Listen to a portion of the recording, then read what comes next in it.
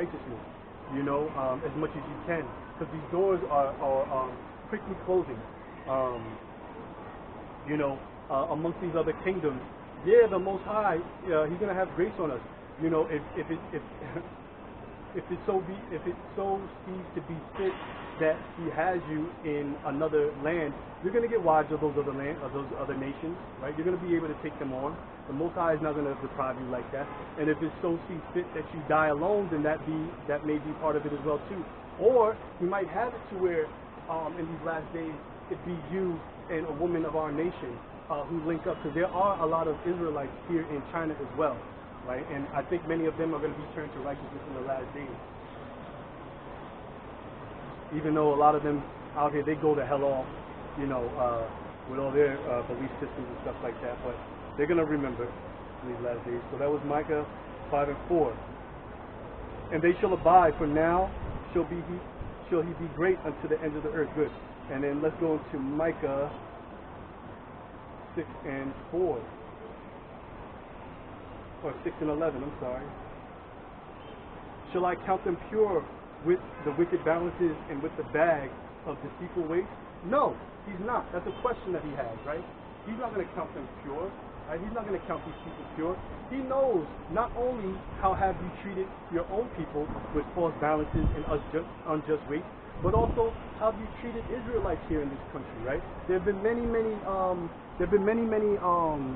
videos that came out about the racism that's very, very prevalent and very pervasive here amongst this people, right? They, you know, for them, the way they see it is white people have something against black people, so because we want to be close to white people, we'll have something against black people too, and we don't even know why, right?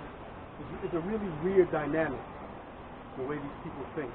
You know, I see every week there's always some microaggression or something very slight against me for, you know, what they would perceive me to be, a black person. And them not even knowing me, they don't even know why they feel this way about me, right? They don't know me from a hole in the wall. They just know that, oh, he's black or whatever, and white people hate him, and so I hate him too.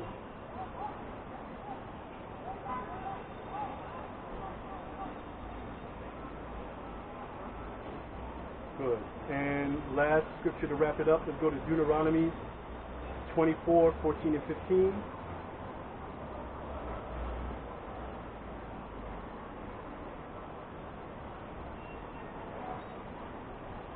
Deuteronomy 24, 14 and 15. Thou shalt not oppress a hired servant that is poor and needy, whether he be of thy brethren or of thy strangers that are in the land within thy gates, right? So no matter who it is, you're not supposed to deal deceitfully with that person. And that's law, that's scripture, right? And, you know, you choosing to do so, you have to pay for that. You know, a lot of times Moabites, they feel like they get away with a lot of things, and they really don't, right? They think they do things behind closed doors, but they have no like, how can I say, understanding of the spiritual realm, because they're not a spiritual people, or they're lost, or they were, let me say it this way, they were separated from their spirituality hundreds of years ago. But yeah, you know, the Most High, He deals in the spirit realm, right? You're dealing with people deceitfully. You're gonna have to pay that price. You gotta pay for that. And as I've spoken of, you know, I had a few situations here where the Most High, He opened up a can of wrath on some Moabites who kind of don't need it deceitfully, and they deserve their punishment. You know, I'm not going to go into what happened, but I will say that that death was involved. You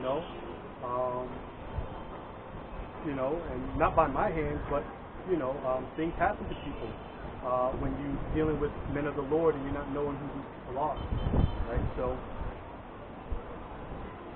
be it. Good. And 15, and this day thou shalt give him his hire, neither shall the sun go down upon it, for he is poor, and setteth his heart upon it, lest he cry against thee unto the Lord, and it be sin unto thee, right? And that sin is going to be poured out on many of these small kings in this kingdom of Moab for dealing deceitfully with their hirelings, right?